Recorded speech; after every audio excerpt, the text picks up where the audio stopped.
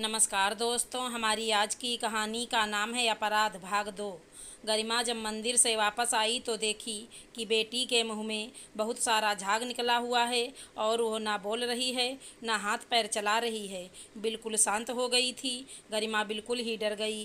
वो जल्दी से अपनी बेटी को लेकर बाहर निकली। तभी उसकी दोस्त शालिनी सीढ़ियों से ऊपर आ रही थी। शालिनी ने पूछा, गरिमा क्या हो गया, क्यों इतना परेशान हो? गरिमा ने बताया, दीदी पता नहीं इसके मुंह से इतना सारा झाग निकला है और ना ये बोल रही है ना कुछ शरीर में हरकत कर रही है। डॉक्टर के पास ले जा रही हूँ। शालिनी ने पूछा, तुम्हारे घर वाले कहाँ हैं? गरिमा बोली, वो लोग तो मुझे और मेरी बेटी को देखना तक नहीं चाहते हैं। हॉस्पिटल क्या ले जाएंगे? शालिनी बोली, रुको मैं चल रही हूँ। जल्दी से शालिनी नीचे आई और एक ऑटो वाले को बुलाया और गरिमा को लेकर हॉस्पिटल पहुँची। डॉक्टर ने बच्ची को देखा और बोली, अरे यह क्या हुआ है? इसको साबुन का घोल किसने पिला दिया है?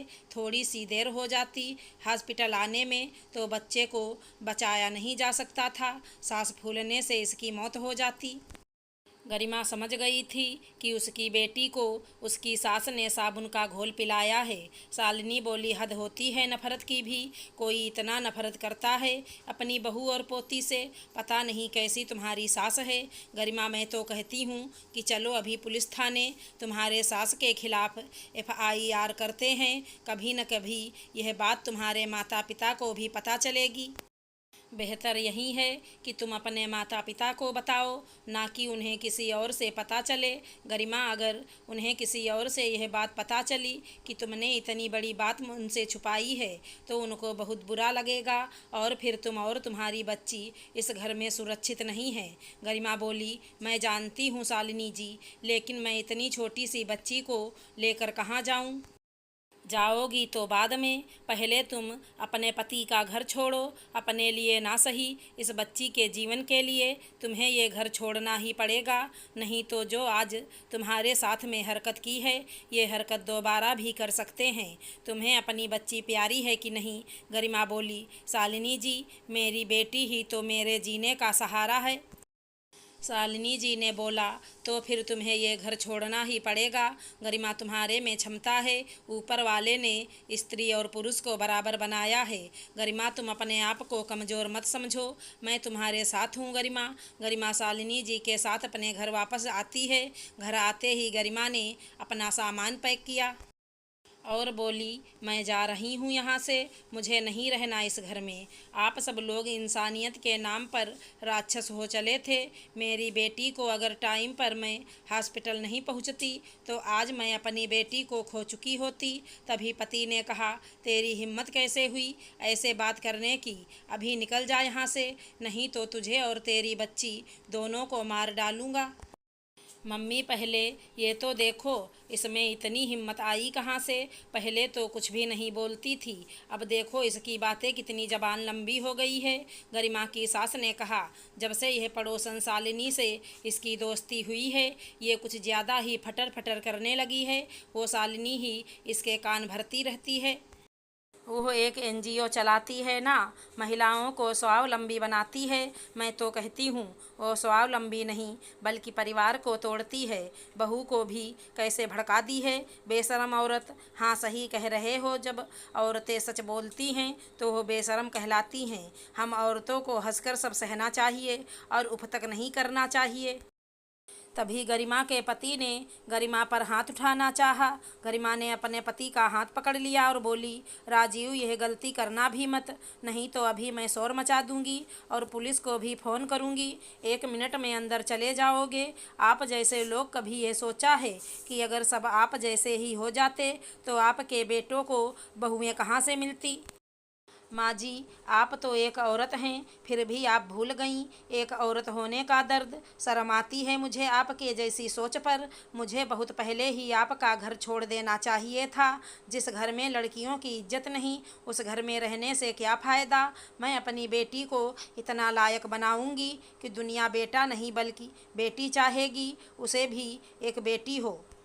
गरिमा के पति राजीव ने कहा, जो तू यह तेवर दिखा रही है ना, जब 2 दिन तू और तेरी बच्ची बाहर ठंड और भूख से तड़पेंगे, देख लेना, लौट कर तू एक दिन यहीं आएगी।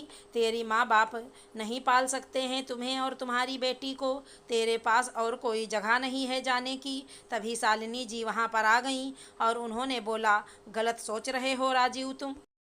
मैं दिलाऊंगी गरिमा को अपने ही एनजीओ में नौकरी। अब इस कैद खाने की चाकरी बहुत कर ली गरिमा ने, अब वो 1 मिनट भी यहाँ नहीं रुकेगी। तो आप लोग अभी शुक्र मनाइए कि अभी तक मैंने पुलिस को फ़ोन नहीं किया, नहीं तो 1 मिनट पर आप सब अंदर हो जाएंगे। आप लोगों ने जो भी गरिमा के साथ किया है, मन तो करता है कि आप सबको जेल भिजवा दूं। गरिमा ने अपना बैग उठाया और शालिनी से कहा, दीदी चलो, और अपने पति की तरफ इशारा करते हुए कहा, बहुत जल्द मैं तुम्हें डाइवोर्स के पेपर भिजवा दूंगी। शालिनी का उसी शहर में एक घर था जो कि अभी खाली था, किराए पर देने की सोच रही थी। शालिनी ने गरिमा को वहीं पर रखवा दिया और अपने एनजीओ में ही अकाउंटेंट की नौकरी दिलवा दी। गरिमा ने अपने बेटी को खूब पढ़ाया। 20 साल बाद गरिमा की बेटी आज एलएलबी के कॉलेज में गोल्ड मेडल जीता है। आज उसको गोल्ड मेडल की डिग्री राज्य के राज्यपाल देने वाले हैं। स्कूल के प्रिंसिपल ने स्टेज पर चढ़कर घोषणा की, मैं जूली वर्मा को स्टेज पर बुलाना चाहता हूँ।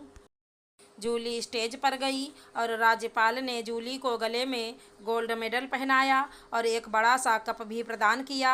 जूली ने माइक हाथ में लिया और उसने कहना शुरू किया, माय डियर फ्रेंड्स, आज मैं अगर जिंदा हूँ तो उन 2 महिलाओं की वजह से जो मेरी ज़िंदगी में हैं। एक मेरी माँ गरिमा वर्मा और दूसरी मेरी मौसी शालिनी वर्मा।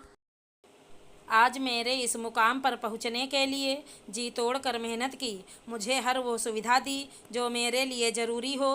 धन्यवाद मम्मी और मौसी, जो आप लोगों ने मेरे लिए इतना कुछ किया। मुझे आज भी वो दिन याद है जब मैं पहली बार स्कूल गई थी। एक छोटी सी सहमी हुई बच्ची अपनी माँ और मौसी के अंगुलियों से सिमट गई थी।